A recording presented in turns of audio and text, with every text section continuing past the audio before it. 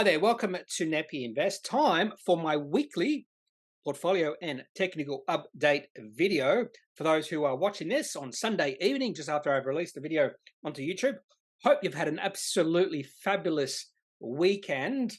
And I don't really want to boast, but my weekend continues for another 4 days. In fact, my typical weekend lasts 2 weeks. That's the perks of being part-time.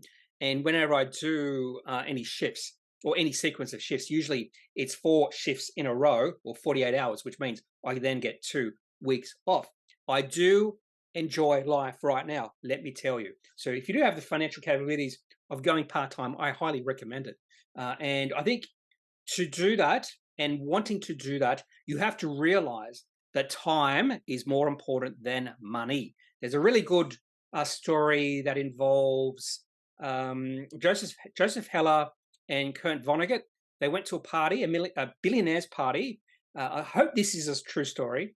And I think it was Vonnegut said to Joseph Heller when the billionaire walked into the party, he said to him, "This guy makes more money in one day than you've made in life selling your books." And Joseph Heller said, "Well, I have one thing he doesn't have, and that's enough." And I think that is a problem with a lot of people. They just want more and more. And when you get to the point when you realize you have enough, when you realize time is more important than money, I think that's a really important stage in your life. And I think a lot of people don't reach that point at all in their lives. So anyway, well, that's not really a rant. I wouldn't even say that's anything useful. But in today's video, I'm going to go through the performance of 3 of my portfolios using different strategies, and also have a look at some interesting charts. About 15 to 20 charts we'll be looking at, including 2 indices, the XGO and the NASDAQ. In fact, I want to just put NASDAQ up to second place in my list of charts I want to look at. So before we have a look at charts, let's have a look at the performance of my 3 portfolios using different techniques or different strategies, probably the best word. Now, when I started investing, I was a long-term investor. And I think the majority of investors want to be long-term investors. Buy a company and hold it for as long as possible. Now, I have started to shift my strategies because I typically am curious. I like to learn. I'm also quite open-minded. Sometimes I can be quite skeptical. And when I started researching other type of investing strategies, I came to the realization that there's way more out there than just long-term investing. And that's why I do have 3 portfolios using 3 different strategies. And the main reason I'm doing this is just to see what sort of strategy really suits me, because I'm not sure about that right now. And based off the returns so far of these 3 different strategies, maybe I should be focusing on technical analysis, because that portfolio has been going gangbusters. Now onto the performance of my long-term portfolio. Now, this has been going fairly well as well. So I shouldn't be disparaging the performance of this portfolio. So long-term is the typical standard portfolio where you buy high-quality companies, and that's a key word there, high-quality companies, and hold them for as long as possible. Now, the first company in this is A2 Milk. So I wouldn't consider this company to be high quality, and I don't think it belongs in this portfolio right now. And more than likely, I will take A2 Milk out of this portfolio. I might even sell A2 Milk because I wouldn't say I've lost faith in the company, but I don't like the direction A2 Milk is going, particularly the management's obsession with China. They're absolutely obsessed with China, but I will do a video on that. Most other companies in this portfolio, I would consider high quality companies. Now, at this point in time, this long-term portfolio is up 3% since the start of the financial year, while the overall market or the benchmark is down 0.85%. You also notice, if you can see, that the capital gain, we have a capital gain, we have some dividends, and also a currency gain. Now, the reason I have a currency gain is because I do have quite a few holdings in overseas markets, and because the Australian dollar has been going down, that has been beneficial to this portfolio. If you just focus on the capital gain, $1,500, dividends about $500. So combined, the total return would be about 1.5 to 1.75%, which is still significantly exceeding the benchmark at this point in time. Doesn't mean it will always exceed the benchmark, but at this point in time, very happy with this performance of this portfolio. However, it pales in significance to my other 2 portfolios. My second portfolio is short term. Now, even though when I started investing, I was focused on putting my money into high quality companies, I transitioned to looking at those sort of companies that were smaller but had the potential to transition to high quality companies in the future. And I found these sort of companies way more exciting. And then I came to the realization, which this is the wrong portfolio. Then I came to the realization that the best way to grow the size of your portfolio and get better returns is to buy those companies that make that transition from low quality to high quality. So most of these companies, or most of the companies in this portfolio, are lower quality companies and they're much smaller. For instance, we'll look at the best returning companies so far. Audinate, which I do think has potential to become a high quality company on the ASX fairly soon. That's my best performing company, I think, overall in all my portfolios. Duratec, Ansarada, DovTech, Cryoso Corporation, Visart, NG1, EZZ Life Science, Laser Bond. Those companies are fairly small. And I would not say that the majority of these companies will become high quality companies in the future. In fact, I probably would envision myself selling most of these companies eventually in the future. But if one or two of these companies become high quality companies in the future, then the returns I should get from those companies transitioning to high quality would be and should be fairly strong. At this point in time, the performance of this medium-term portfolio is up 4.21%, very favorable against the benchmark, which is down 0.85%. This portfolio has no dividends and also no currency gains. So I completely just invest in the ASX using this strategy. So happy with this performance of this strategy. But again, the performance of this strategy pales in significance to my other strategy, which is a technical analysis strategy. So I call this short, and I've made plenty of mistakes already in this strategy. I've been fairly lucky. So at this point in time, this portfolio is up 10.2%. I've also got some dividends, which was a bit of a shock. So whenever you see your portfolio up 10.2% when the overall market is negative, you're going to love that. Now, I was lucky during the week because Bravura released their full-year results on the Friday. Share price rallied 44%, and I took profits. So as soon as I saw it up, in fact, I was going to take profits when the share price rose 25 to 30%, and I just held on a little bit. Now, there is potential share price could rally further from here, but I thought it hit my sell point. I decided to take profits.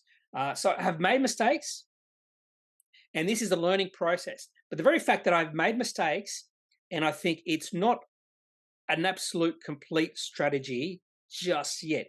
It should evolve into a much better strategy as I keep making mistakes and learning from my mistakes. Two big mistakes I did make were the Star Entertainment Group and City Chic Collective. I'm not sure why I bought into those companies. Well, I do know why, but those were mistakes. Even ResMed was a little bit of a mistake, expecting a bounce. But overall, the decisions I've made in this strategy have been quite sound and good. And because I will sell out of some of these positions when I realize I made a mistake. And that's the main thing, selling out of mistakes, selling out of your losing positions, and then riding those wins. And that has been the reason why this portfolio has done really well. At this point in time, I'm still holding quite a few of really good performers.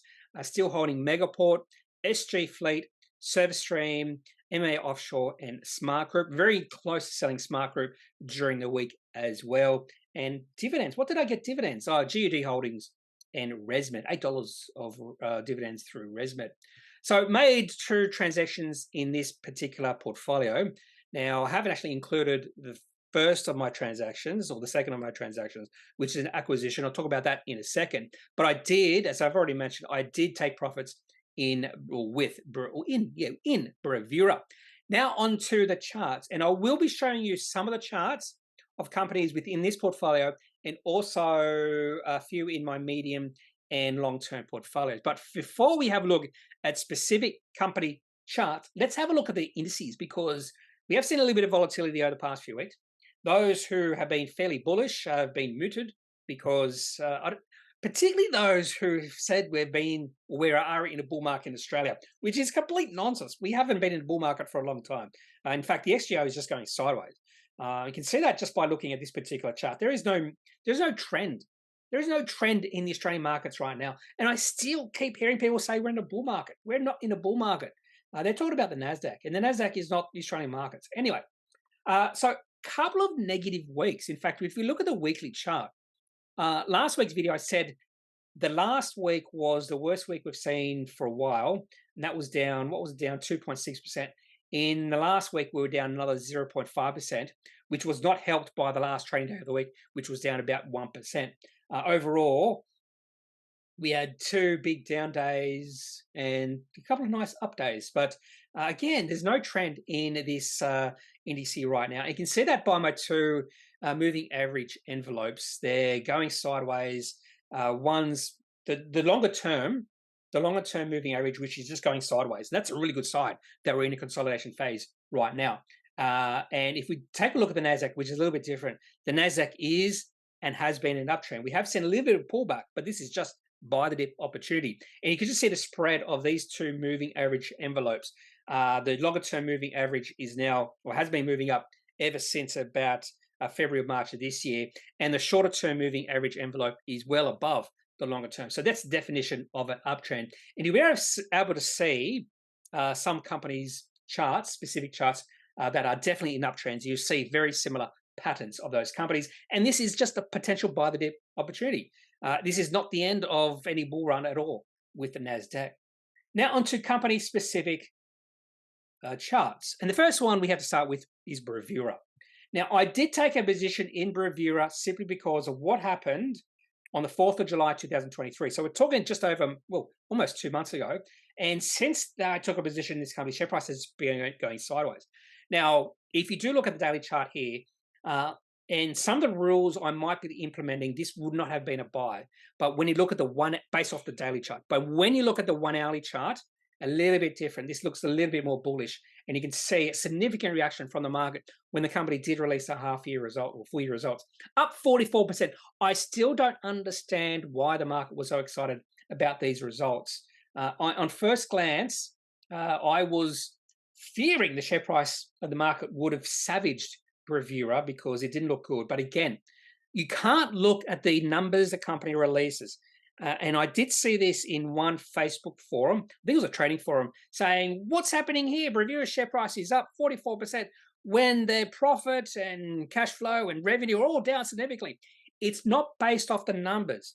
It's based off the difference between the expectations and the numbers they release, and also based off any sort of future guidance the company has released. So I haven't really delved into at all Bravura's results yet, but there's something in it that did get the market excited. Not initially, and I think, in fact, at one point in time, the share price was down in the first 5 minutes or so, but something did stir the interest in the markets when it comes to Bravura. Now, possibly, I did make a mistake selling because I sold near the close, within the last few minutes of the close, but the share price did close at its high of the day. This is an extremely bullish one-day candlestick. Pretty good volume too, but very bullish one-day candlestick. Now, I wouldn't actually say this is a breakout in the share price, simply because share price has been dropping for a long time and there's a lot of resistance moving forward. This could be just a false dawn for the company, but it's going to be interesting to see how shares in this company trade over the next few days. But just based off the daily chart, I would be a little bit skeptical, a little bit wary about buying this. And if I did or was using some of my new rules that I will be implementing, this actually would not have been a buy for me at all. Now onto a company that I have taken a position in, and that is Wagners. I wouldn't necessarily call this company high quality, and the simple reason I took a position in this company is based off this particular chart here, and this is a daily chart. So again, the long-term moving average channel, which is at the above shaded red area, I've also included the 150-day moving average, and it seems like more than likely this will be one of my rules. I want to see the share price and the shorter-term moving average envelope are below the current share price. And what we have seen with Wagners over the past, we'll say 4 months or so, is the share price is starting to move up. And the share price has started to break out over the past few weeks. We have seen the share price move above both moving average envelopes, and we've also seen the shorter-term moving averages move above the longer term. This is a potential breakout for Wagners. They've also released their full-year results, and the market did react quite well. And the share price has been going sideways the last 3 trading days after release of those results. The last time share price was this high was back in August of last year. So we're also talking about a 1-year high. That's another thing I'm going to be looking for when I do trade some company. So taking a position in this company, and this is the sort of chart I am looking for, where there is a change in sentiment and a change in the trend of the share price based off the moving average envelopes and also volume. I also look at volume as well. Would like to see high volume, but if you zoom in, we have seen pretty good volume coming in the last 2 weeks. Now to companies, a few companies that do look interesting right now. Now, Ramsay Healthcare is a little bit different. This is the mistake I made with ResMed when I bought at a support line or support zone, expecting a bounce. The bounce was really weak. The share price has kept on falling. A little bit different when it comes to Ramsay Healthcare because this company is right at a fairly significant support zone. The reason this is fairly significant is if we look at the weekly chart, look where the share price is right now compared to COVID-19 financial panic. So if we go back to the COVID financial panic, the share price got as low as $46. Now, the end of that particular week, the 23rd of March 2020, share price actually closed at $48, which is where I put that horizontal dashed line. And that share price of Ramsay Healthcare is right near that lows we saw during the COVID-19 financial panic. In fact, we did see a little bit of a bounce in Ramsay Healthcare's share price. When the share price got to $47, share price bounced up to $48.42. And we did see a little bit of buying coming in the last 3 hours of trading. So I think what has happened is investors saw the share price get down to $47 and they went, oh, share price of Ramsay Healthcare is now at the levels it was during the COVID-19 financial panic. So there must be some value here in this company. The only problem I have with Ramsay Healthcare is probably the lack of growth in this company moving forward. And you can probably see that by the chart. This is the weekly chart going all the way back to 2015, 14. And I used to love this company, 2013, 2014, 2015. I thought this was one of the best quality companies on the ASX simply because of the chart. And then selling this company has died away, share price going sideways, consolidating. And I want to see a bit of growth in this company. Now, I have not looked at these companies' full year results, but more than likely, based off the reaction from the market, it was not good. The market expected more. So just a potential buy for this company, just because where the share price is right now, and potential value, just potential value. Now, a more interesting chart, in my opinion, is Aussie Broadband.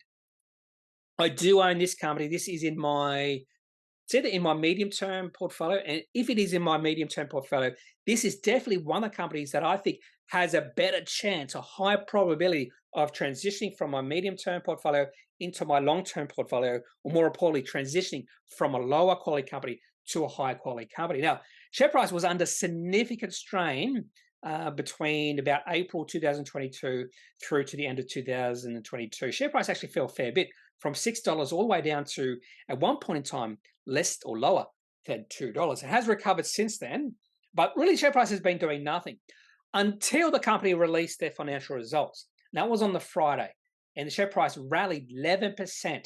So this is the sort of thing I am looking for. A really good volume coming through, the highest volume this company has seen since August last year, and the highest volume on update this company has seen since March 2022. That's fairly significant as well. But where did the share price end up on the day? So what I'm looking for here is at least a 1-year high. At the very least a 6-month high, but at least a 1-year high. So where is the share price right now? $3.44. If we go back to when the last share price was last time that high, we have to go back to April this year and also March. So you can see the share price really struggling, getting above $3.44, lo and behold.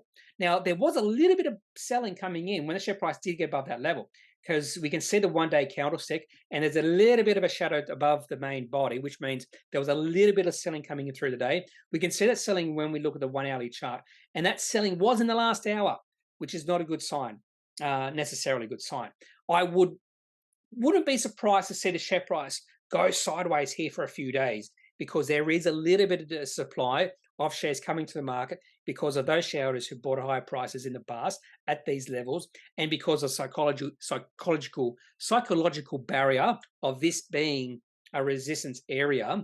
But I think this was a good report, a good reaction from the market, and I wouldn't be surprised to see this is the start of a new uptrend in Aussie Broadband. Now, when you look at my moving averages here, you don't really see that just yet.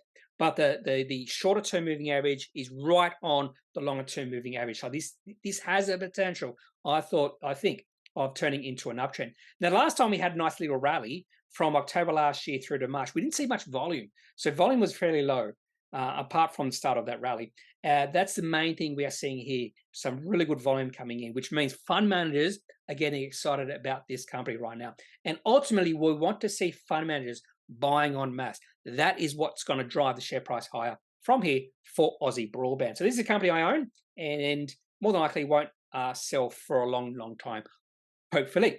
Now I'll talk another company I own. So quite a few of these companies I do own, some I don't. And that's PWH or PWR Holdings. Their ticker is PWH, which is confusing. It confuses me all the time. Now, I was a little bit concerned because the share price had moved into a bit of a downtrend. Now, a fairly short-lived downtrend, and we're talking about a 6-month downtrend. The share price did drop from $12.40 down to about $8.20. I wish I took a bit of a nibble. I'll add it to my position when the share price did get down to $8.40 in June, because that was a nice little support level, and the share price remained above that level, which is fairly significant.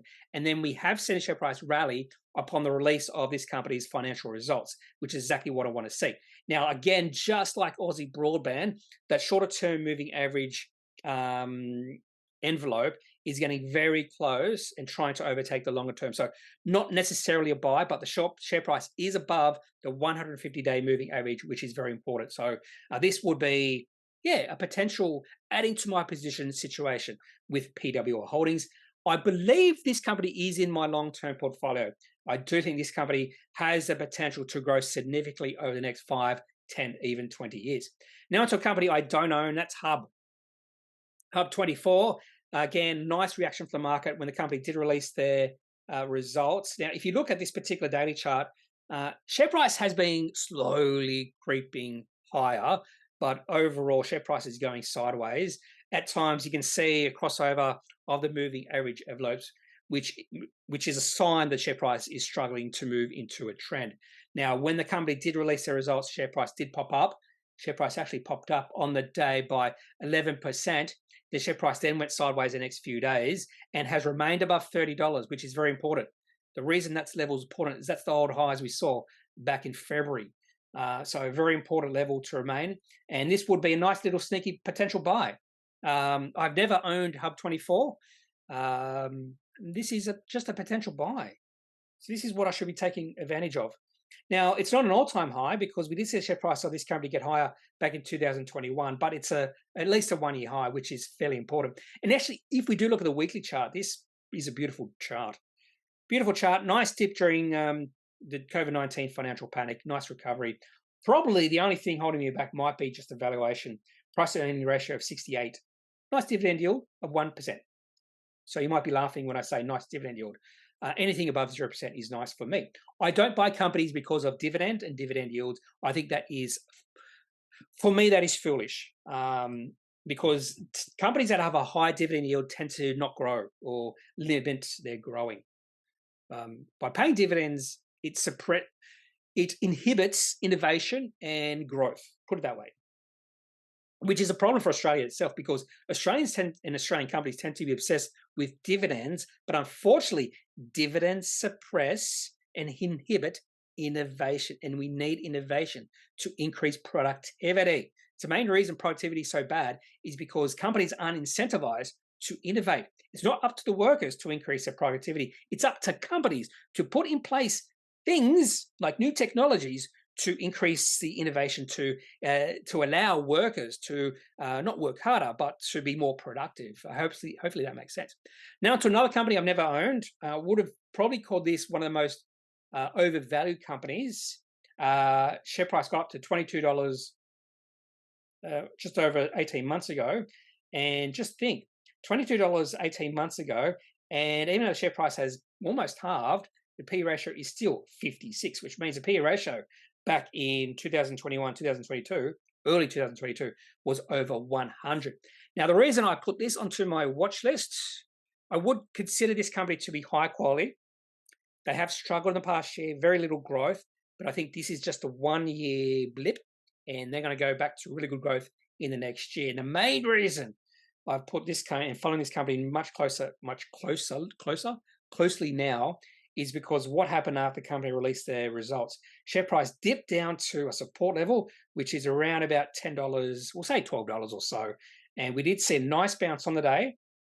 And then the share price is just above that level at $12.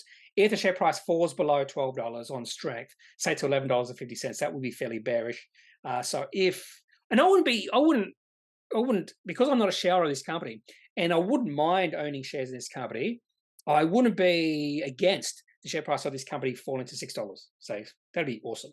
I doubt it's going to happen because I do think there's a lot of experts, fund managers who do like this company and think they will grow significantly over the next 5, 10, 20 or so years. Now onto a company I do own in my long-term portfolio. This is a high-quality company, but I also trade this company. I don't have a trading position, and the main reason is because the share price has dropped a fair bit. But I was thinking when the share price got down to $256, was thinking maybe I should actually have a trading position in CSL. And then there was a nice bounce. The share price has really struggled since the company released their surprising good full-year results. Now, the main reason I was thinking of taking a trading position in this company is just because whenever the share price gets below about $260, that's a good time to buy this company because it doesn't stay below $260 for very long. In fact, if the share price got to about $240, that would be a great time to buy because that's a really strong support level. So between $240, $250, I would be taking a trading position in this company. And if it fell below $240 on strength, that would be a sell because that would be a fairly bearish move. Share price of CSL has been going sideways for about almost 3.5 years now. And consolidation periods, long consolidation periods like this for CSL are fairly common. They happen all the time. What if it's happened to CSL in the past? I would say it's happened to this company in the past. Look at this. There we go. Here's a long consolidation period for CSL from 2007 all the way through 5-year consolidation period where share price of CSL did nothing. And then when it came out of that consolidation period, the share price moved into a long-term bull trend. That bull trend lasted about 8 years. So you don't always have to hold these high-quality companies forever. When they do go sideways, you could just, buy back in when they start moving up again. And when they start moving up again, it's pretty easy. Let's go back to 2012, where the breakout in this company happened. Now, you can see just on the weekly chart, started moving higher in 2011 and definitely was in an uptrend by March 2012. You probably get a slightly different story when you look at the daily chart. So let's have a look at the daily chart for CSL going back to 2012. Have to go all the way back, just so if we can see. And it's just TradingView is just so. I don't know why when I'm recording, TradingView just is annoying. So actually, when you look at the daily chart, this is so much more obvious where the breakout was. So it's February 2012. You can just see exactly what I'm looking for: share price and the shorter term moving average channel moving above the longer term moving average channel. It happened in February. So this would have been after their half year results in 2012. And that was a start of the bull run in this company, 8-year bull run in CSL. So this is one of the reasons, one of the things I am looking for, this sort of chart, this sort of breakout in the share price. And you had a while, you had about 3 or 4 weeks where you could have bought CSL shares because they went sideways for a little bit of time when they just after they broke out. Anyway, EML. So this company, I actually do have in my medium-term portfolio. I have been trading this as well. This is showing potential signs of moving into an uptrend. So again, we have the share price now above the 150-day moving average. We now have the shorter-term moving average channel right in the middle of the longer-term moving average channel. So if we see the share price get above, say, 92 cents, even 90 cents, I think this could be confirming a new uptrend in EML payments. Doesn't mean it'll get there. Wouldn't be surprised to see a lot of volatility in this company's share price because it has fallen a lot. So there will be a lot of shareholders who would want to sell out. So there might be still a fair bit of demand. But you notice, if you look at the volume has decreased significantly. You can see massive volume spikes from May 2022 all the way through to April of this year, the volume has really decreased, and the share price is starting to rally on dips of lower volume, which is probably telling me that those who have wanted to sold out have already sold out. So there's not as much resistance as you might think for email payments moving forward. So I do have a position in this for the short term, more medium term, and I am willing to trade this. EOL, another company they do own. This is one of the companies that I am hopeful of becoming high quality in the future. Might take a while. This is one of the best performing small cap companies on the ASX over the past 10 years. I think it comes in at number 2 or number 3. Share price has been a downtrend. It does look like sentiment and the trend is starting to shift, and we are getting the signs. Some really good volume coming in right at the bottom of the share price. And that's another really good sign. That is telling us that someone was really excited about Energy One when the share price was down below $3. And that was just before the share price started to increase. So I would be willing to add to my position in Energy One. Now onto WiseTech, company in my long-term portfolio. Now it's really interesting. So the company did release their full year results. Disappointed market, down 20%. Now that does not necessarily mean that's the end in the uptrend. Share price is still an uptrend because this is a very unusual case where I think the market got it wrong. So a lot of times when a company releases disappointing results, usually share price is already in a downtrend. And usually when a company releases good results, usually the share price is in an uptrend. This is not the case. It doesn't always happen like that. And this is a case where the market was expecting some good results from the company. That's why the share price was in a beautiful uptrend. So the market, or the results disappointed the market, share price dropped. Share price is below the 150-day moving average. So that's one little negative, but you can see that because of the uptrend in the share price, the distance between the longer term and the shorter term moving average channels, there's a fair bit of distance between the two. So a little bit of a dip is okay, just like we saw back in December 2022, January 2023. Even though there was a bit of a dip, that was not the end of potential uptrend, although the chart wasn't looking that great at that point in time. So WiseTech is a little bit more negative now, but not completely negative, unlike Zero. So Zero is pretty good. This is beautiful. And this is, I took advantage of a shift in sentiment here. It's pretty obvious to see where I bought. So this was just using my rules that I've really got to hone in on, but this is definitely one rule. So you can see the share price starting to break out in March of this year. The company released something pretty good in March, more than likely. Share price up 11% on the 9th of March.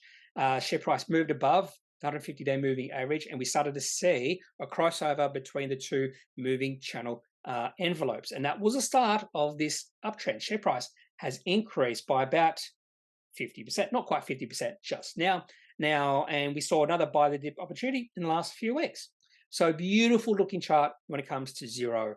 And I'm just happy I saw this when I did and went, oh, this is a buy, not the buy that did, this is a breakout in Zero share price. Another company, I wouldn't necessarily define Zero as a high quality company just yet, but I think it's near enough that I have put it into, I'm pretty sure it's in my high quality long-term portfolio. REA Group, this is another beautiful, perfectly sort of portrays or explains what I'm trying to find when I look at charts. So share price was in a downtrend. We know it's a downtrend. Hopefully you can see why it was in a downtrend. Start of this period was February 2022 all the way through to February 2023, share price in a downtrend. And then all of a sudden share price started to rise. We started to see, so between July and February, share price on occasion was moving above the 150-day moving average, but I didn't stay there up there for very long. So we want to see the share price remain above that moving average for a while, which makes sense because that's how you get the moving average to rise if the share price is above that moving average for a while. We started to see that in March of this year. Not only that, we also saw when the share price got above the 150-day moving average and remained above the 150-day moving average, we also saw the short-term moving average channel get above the longer term. And that was a shift in sentiment. That was a change in trend in the share price. So that occurred in March of this year. And then I took a position in REA Group based off this shift in sentiment and a change in trend. Beautiful buy the dip opportunity back in June. Share price dropped to about $130 and then took off again. Share price hit the 150-day moving average and took off. That was not a selling opportunity. That's not a point where you get a little bit wary. That's just buy the dip opportunity.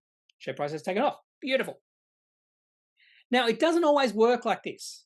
So I also own Nick Scali in my long-term portfolio. And when you look at this chart, there's no really significant shifts in sentiment or trend. And you might say that possibly we are starting to see a bit of a shift in sentiment and trend in the share price right now. But if you look at the period of this chart, which goes back to February 2022, so we're talking about an 18-month period, we can see the share price going up and above both moving average channels.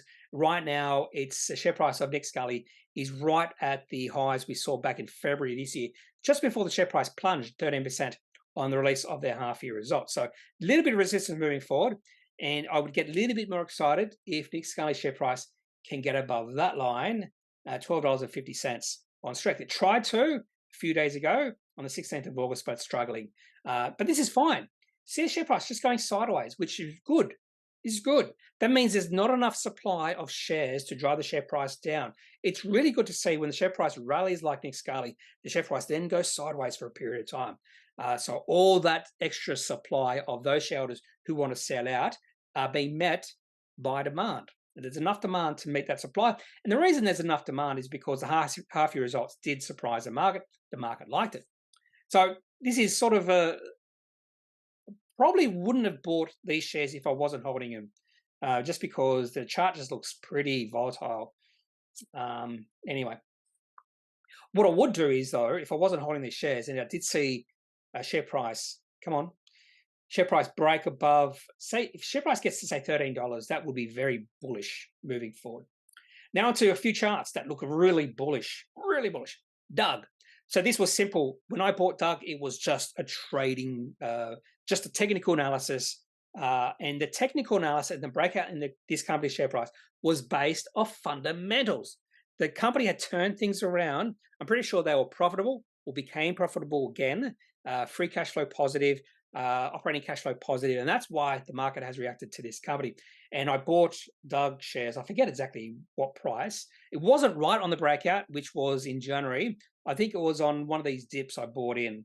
Probably this dip. It was about $80 or something like that. And the share price has kept on going up. Another buy the dip opportunity recently.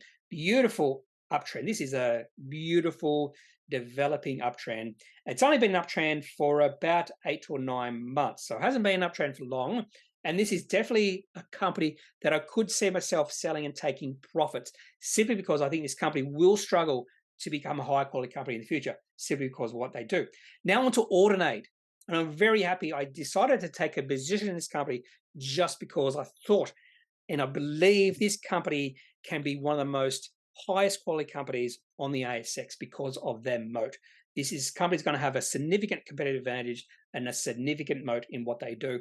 Company released their results, and you can just see the market reaction, what the market thought of these results. Now, even before the market or the company released their results, you can see the share price had moved into this uptrend. Now, it's a slowly developing uptrend, but this is actual fact an uptrend I do like to see. So this uptrend really developed in February this year. So share price didn't move up that much. So it moved from about $8 to $10 before it broke out. So 25% rise in share price over 6 months. Actually, that's actually fairly good. But the thing about Audinate is the share price had to get above about $10 because you can see between about $10 and $10.50, whenever the share price got to that level in the past, it really struggled to go higher.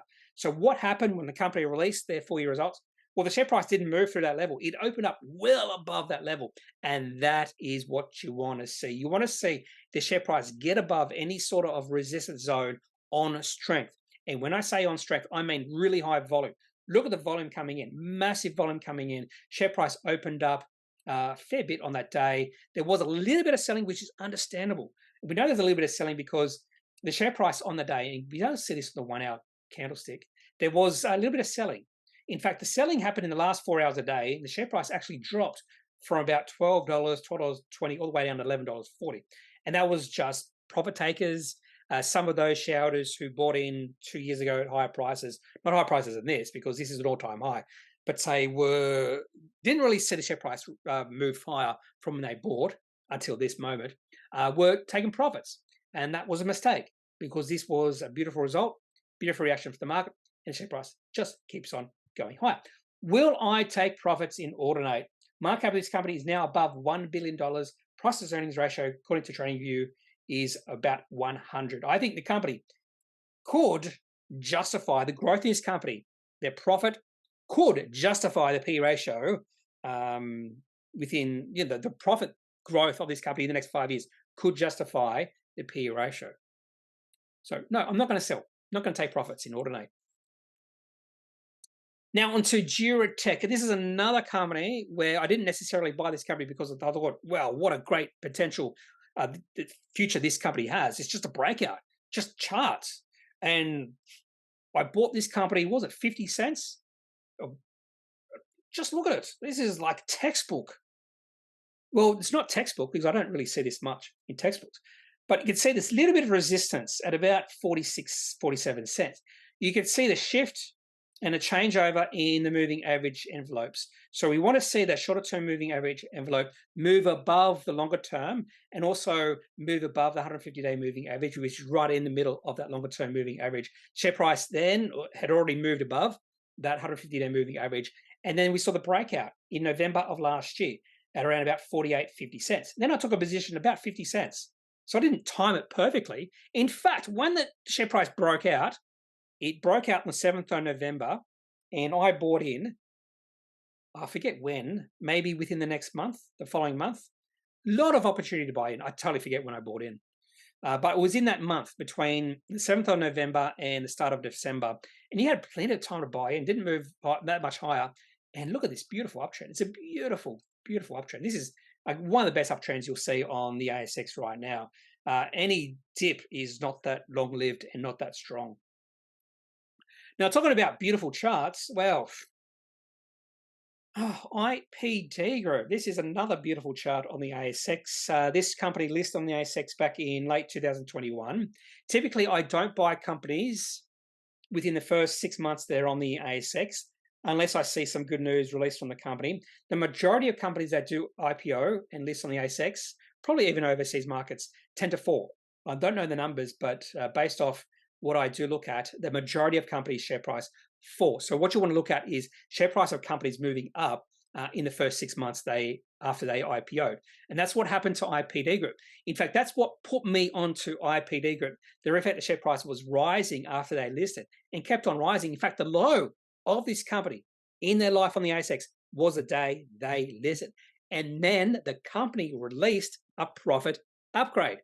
So those are two things I'm looking for with IPOs. And then I took a position at $1.40. I took a position in late May, June of 2022. So this was 6 months after they listed. And then I was happy enough to take a position just based off the chart and based off the profit upgrade. Share price has risen, 280, 420, has become a three-bagger for me now.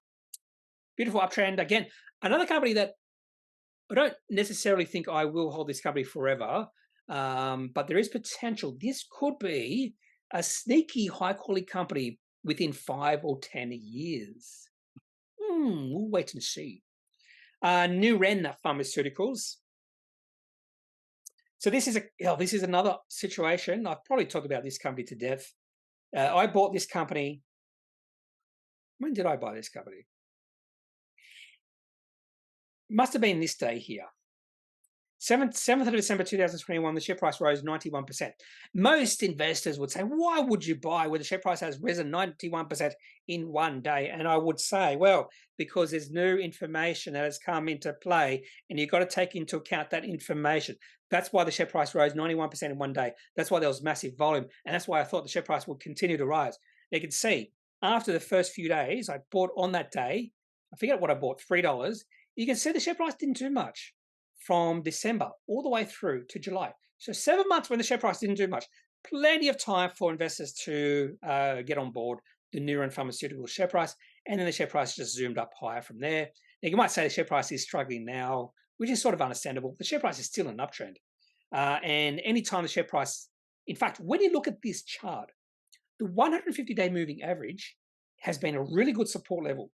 So it hit the 150-day moving average in May and June of 2022, and it remained above. It hit it again in February 2023 and then zoomed higher. It hit it again in July 2023 and zoomed higher. Now, my only concern with Neuron Pharmaceuticals, it really struggled to get above around about $14.50. You can see it struggled twice to get above that level. So I really want to see it get above that level. But this is another company. I have taken profits in Neuron Pharmaceuticals simply because the share price just ran up really strongly and has increased fourfold since I bought in. And my position now is going to be a long-term position. I've taken profits. This has been a significant wealth winner for me. And there's no reason for me to sell my shares in this company anymore. In fact, I'm more than likely might even add to my position if I see some more really good news flow from the company. Last company I want to show you in today's video is a company I, in fact, don't own, and that is the Reject Shop. And I just saw this and went, oh, this is a really interesting chart.